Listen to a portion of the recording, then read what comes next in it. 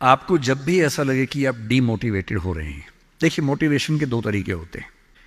एक तो वैसा मोटिवेशन है कि मैं थोड़ी आग लगा दूं, 10 बार जोर से बोलूं, आप भी बोले जोर जोर से, एकदम खून गर्म हो जाए, आप बाहर निकले, आपको लग रहा है कि आप कुछ भी कर सकते हैं, आधे घंटे बाद लग रहा है अरे हम तो वैसे के वैसे हैं। एक तो वो मोटिवेशन है जो आधे एक घंटे वाला होता है, उसमें मेरा कोई इंटरेस्ट नहीं है, ना मैं वैसा मोटिवेटर बनना चाहता हूं। असली मोटिवेशन कहां से आता है?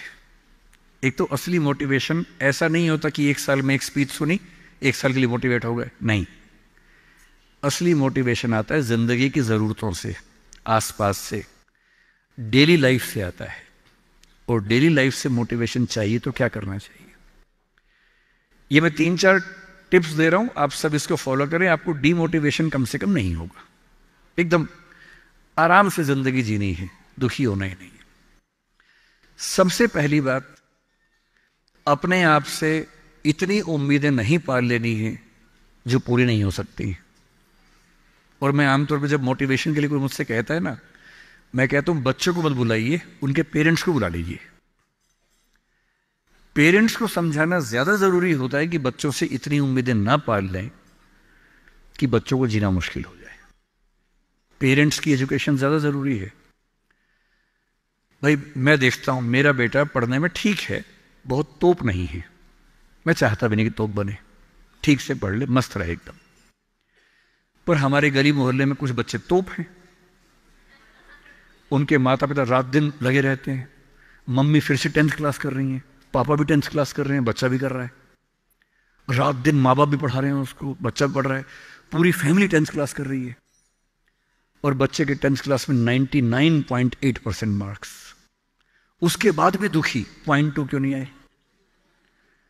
और हमारे वाला 50 में खुश रहता है कि बहुत आगे, काफी है, इससे ज्यादा क्या करेंगे?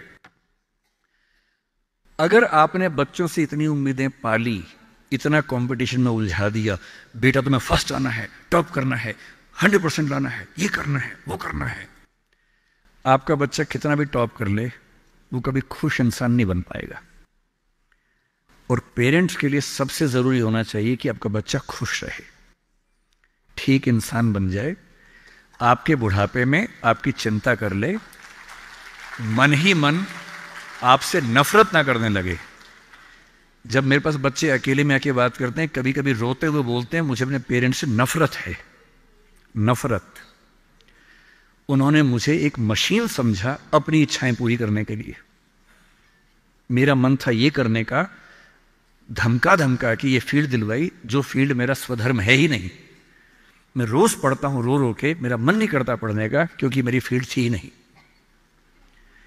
इसलिए आप सबसे कह रहा हूं, हर व्यक्ति हर काम नहीं कर सकता, पर हर व्यक्ति कुछ ना कुछ अच्छा कर सकता है।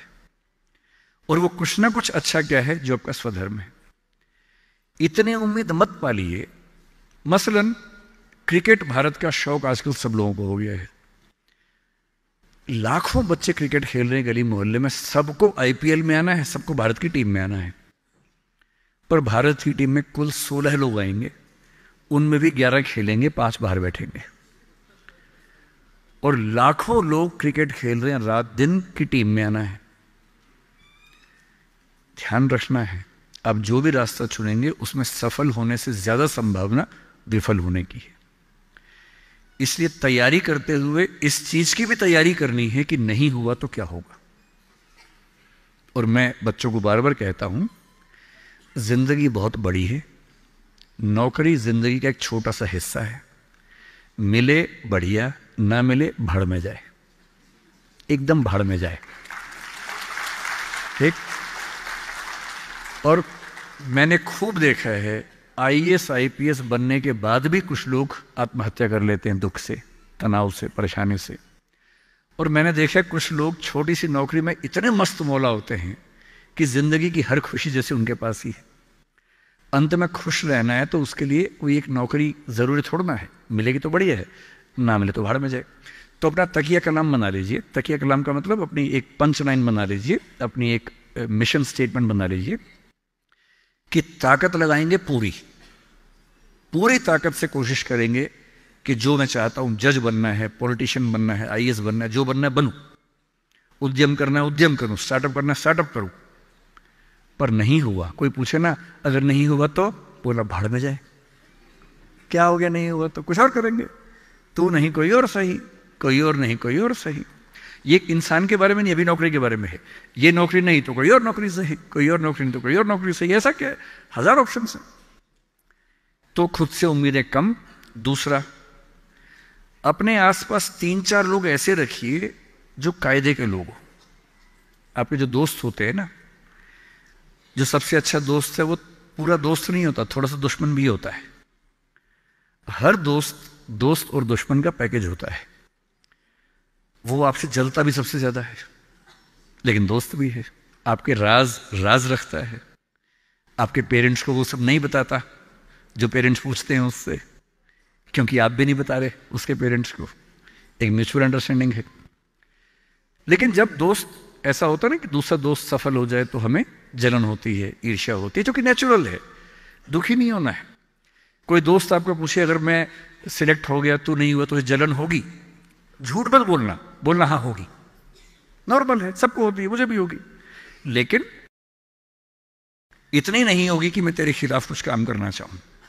थोड़ी होगी, ह्यूमन बीइंग हूं, ह्यूमन साइकोलॉजी है, तो मैं उससे कैसे बच सकता हूं।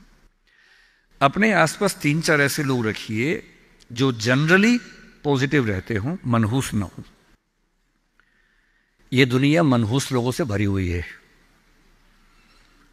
आप कुछ भी करने लगेंगे, आप कहेंगे मैं सोच रहा हूं कि अपना काम शुरू करूं, लोग कहेंगे अरे पागल मर जाएगा, अरे पागल तेरे खानदान में किसी ने किया आज तक, अरे तेरे बस की बात नहीं है, अरे छोड़ दे तुझसे होगा ही नहीं, मैंने पहले ही कहा था नहीं होगा।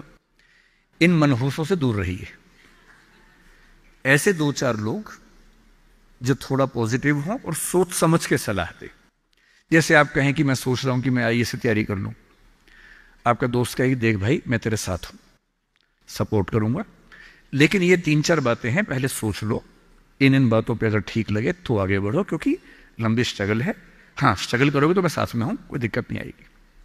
तीसरा, छोटे छोटे टारगेट्स, छोटा छोटा कंपटीशन जीवन में रखिए। एक लंबी यात्रा एक झटके में नहीं होती है, बहुत छोटे छोटे टारगेट से पूरी होती है।